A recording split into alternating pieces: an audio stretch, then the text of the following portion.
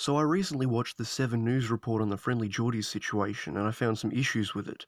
So without all the rigmarole, let's just go. First, I want to point out the thumbnail and title. The title states YouTube series producer charged with stalking New South Wales Deputy Premier John Barilaro. Jordies himself has stated in the past that this kind of naming convention is used for a reason, as opposed to using a title that shows the situation from an unbiased perspective. The title they actually use implies a degree of predetermined guilt, and people who are unaware or unfamiliar with the situation of friendly Jordies will inevitably read the title and subconsciously remember the line YouTube series producer charged, effectively throwing all unbiased possibilities out the window. New South Wales Police have charged a 21-year-old producer from YouTube comedy channel Friendly Jordies with allegedly stalking and harassing the state's Deputy Premier John Barilaro. Krystos was arrested by counter-terrorism officers in his front yard, his bewildered family filming the unfolding chaos. Have a look. You can film it, that's okay, but you're not allowed to, okay? Yeah. I'm not allowed to. No, Mum, you can take my... No, you can take my phone. No, take my phone. Take my phone. Don't you... This is bizarre. This is not Australia.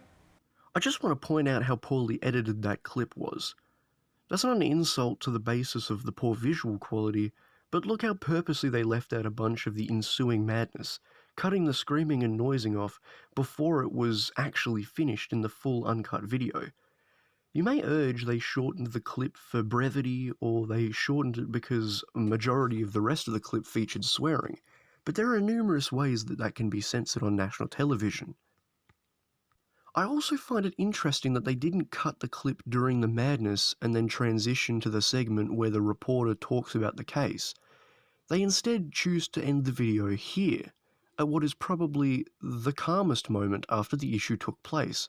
In my opinion, it looks like 7 is trying to neuter the situation or make it appear way less problematic than it actually was. I mean, just look at it again.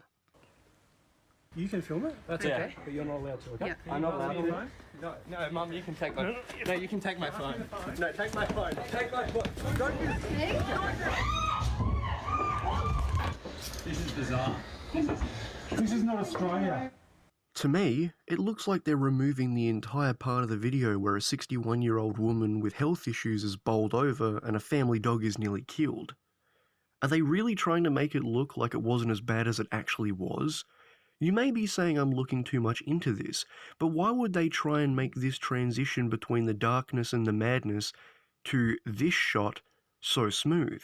Why does the transition look as natural as they could possibly make it? I don't see why it would look like this unless they were trying to imply this is the full extent of the video and this is all that happened. Again, you may think I'm looking too far into this, but I personally think 7's trying to hide it from people. Also, I find it weird that they only focus on the part of the video where Krystos seemingly tries to go against and resist the orders of the officers to keep his phone on him. Again, what this seems to do is try and portray the situation as Krystos resisting, and because they don't show any of the other bits of the video, they don't really show that that's the only time Krystos actually resists. The entire rest of the video, he's completely cooperative.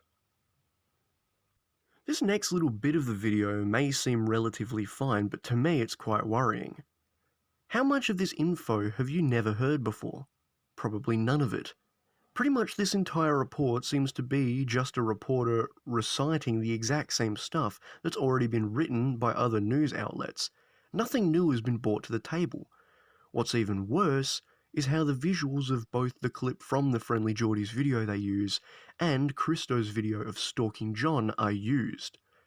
Both clips are presented without audio, leading to nearly all the context involved in both clips being thrown away. For example, without audio, this clip could appear to the audience as a clip that was being filmed of Krystos randomly approaching John B without context. This could be misattributed as proof of stalking, when in reality, it's a completely legal approach as it took place at a public event that they had purchased their way into. The other clip Christo is taken out of context even worse, as without audio, it appears that Christo is just filming and invading John's personal space. Also, you gotta love that the reporter that is talking about this situation completely leaves out the fact that in the video, Christo was trying to approach John to return legal documents pertaining to the lawsuit. It's just these few things I noticed during this news article that really annoyed me. It's up to you to decide if you believe this stuff or if you think I'm looking into it too much.